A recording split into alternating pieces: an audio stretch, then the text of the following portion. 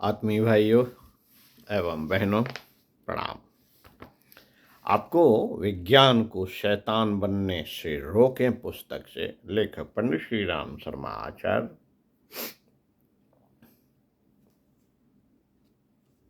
अपनी आवाज में पढ़कर सुना रहा था। विषय था रोगों की जड़ें काटी जाएं, पत्ते नहीं। पृष्ठ 66 से आगे पढ़ के सुनाते हैं। औषधियों की दास्ता और उसके दुष्परिणाम।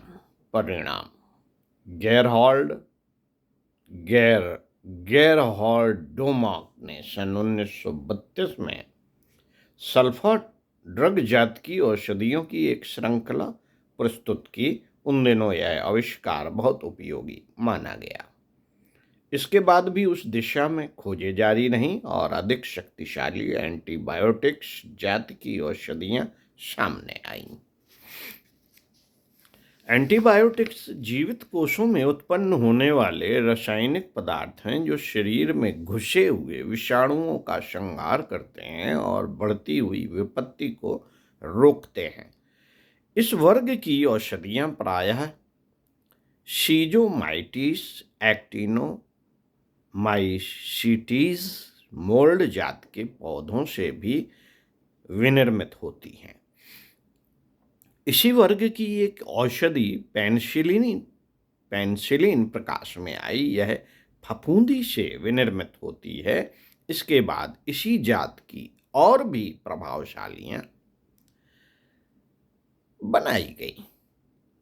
स्ट्रेप्टोमाइसिन, क्लोरोमाइसिटीन, टेट्रासाइक्लिन, ओरियामाइसिन, एक्रोमाइसिन, लीडमाइसिन, टेरामाइसिन, शिनरमाइसिन, टेट्रामाइसिन,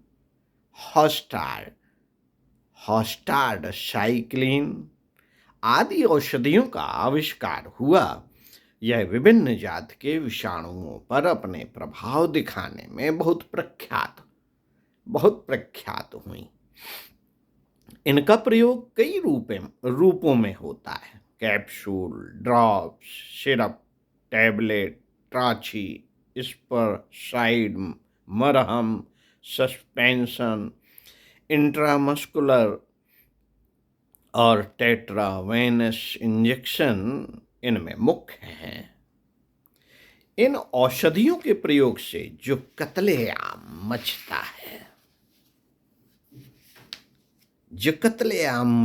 है उनसे रोग कीट मरते हैं और बीमारी का बढ़ा चढ़ा उपद्रव घट जाता है। इस चमत्कारी लाभ से सभी प्रसन्न हैं। रोगी इसलिए कि उसका बड़ा कष्ट घट गया, डॉक्टर इसलिए कि उन्हें श्रेय मिला, विक्रेता इसलिए कि उन्हें धन मिला, निर्माता इसलिए कि उन्हें यश मिला। रोग भी प्रसन्न है कि हमारा कुछ नहीं बिगड़ा।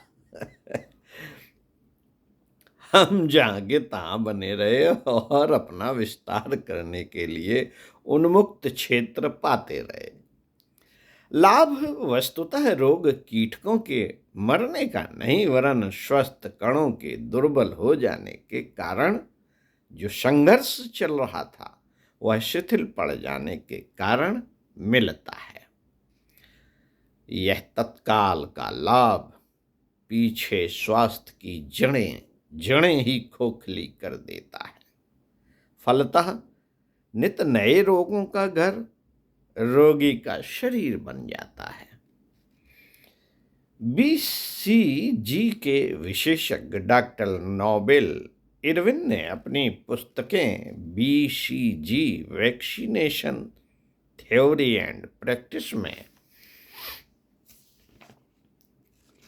इस टीके से उत्पन्न होने वाली हानिकारक प्रतिक्रियाओं तथा उससे उत्पन्न होने वाली बीमारियों का विस्तार पूर्वक वर्णन और भंडाफोड़ किया है।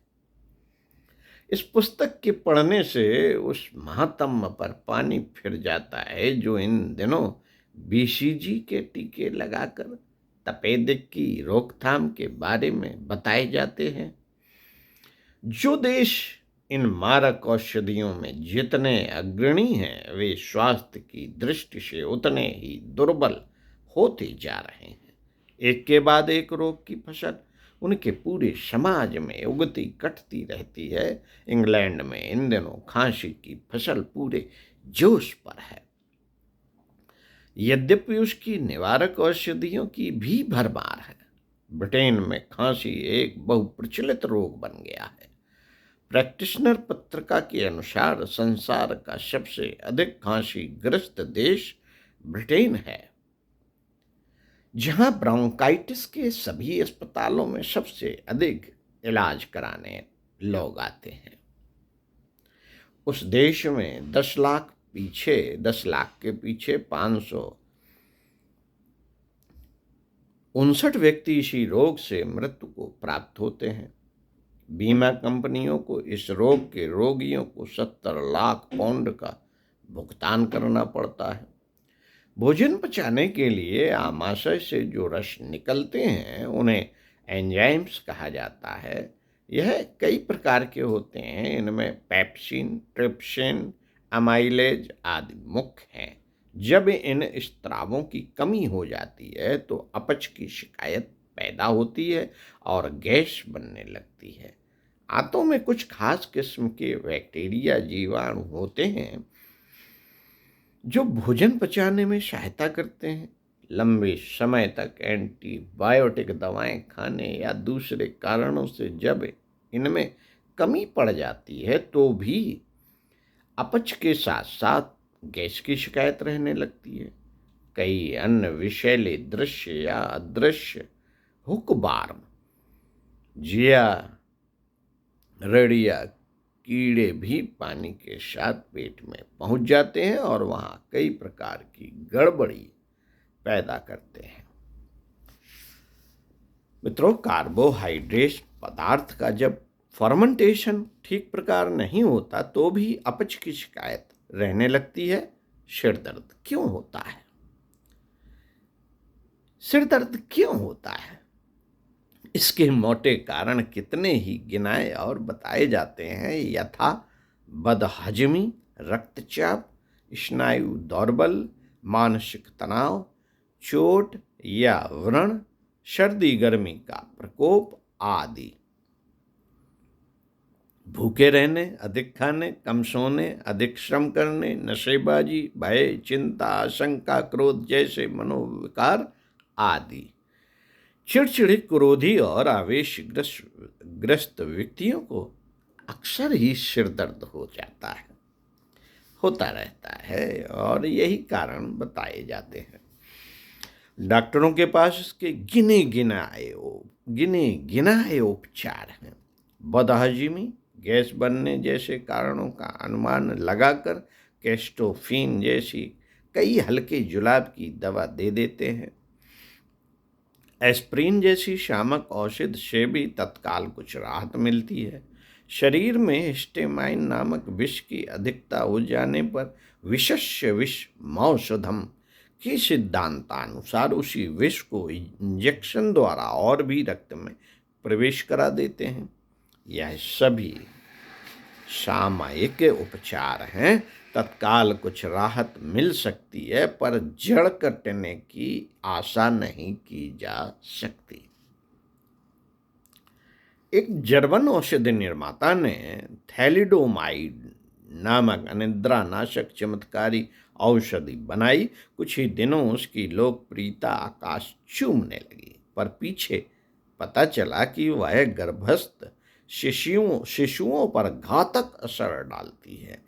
उसके कारण 1 लाख से अधिक बच्चे जन्म से पूर्व अथवा जन्म के बाद काल के गाल में चले गए। जो बच गए अपंग होकर जिए। पोलियो का इंजेक्शन बनाने के लिए टोरंटो कनाडा यूनिवर्सिटी की प्रयोगशाला में लगभग 18,000 बंदरों का प्रयोग किया गया। उनके मूत्र पिंडों से डॉक्टर साल्व द्वारा अनेक रासायनिक क्रियाओं द्वारा जो आविष्कार किए जाने थे उसका विज्ञापन तो बहुत बहुत हुआ, पर काम की चीज कुछ हाथ ना लगी। इससे पहले डॉक्टर लैंडस्टीनर और पोपर भी रक्त जल सीरम द्वारा ऐसे ही प्रयोग कर चुके थे। इसके बाद घोड़े, चिंपैंजी और मुर्गी के बच्चे पर प्रयोग करके ऐसी चेष्टा की गई कि पोलियो का कोई कारगर इंजेक्शन निकल आए। अगणित जीव हत्या के पश्चात अंततः अब पोलियो ड्रॉप्स की खोज की जा सकी। डॉक्टर मेलविल कीथ की पुस्तक नरक जाने का सीधा रास्ता पुस्तक में प्रमाणों सहित इस संभावना का प्रतिपादन किया है कि पीढ़ी दर पीढ़ी हम अधिक अविकसित, पंगी, अंधी, गूंगी, बहरी, नपुंसक और विकृत मस्तिष्क संतानें पैदा करते चले जाएंगे। 100 वर्ष बाद हमारे वंशजों की आकृति, प्रकृति और शारीरिक मानसिक स्थिति कितनी भयावह होगी, आज हम उसकी कल्पना भी नहीं कर सकते। क्योंकि आज हम जो खाते पीते हैं तथा जिस वायु में सांस लेते हैं वह क्रमशः अधिकाधिक विषाक्त होती चली जा रही है। मित्रों,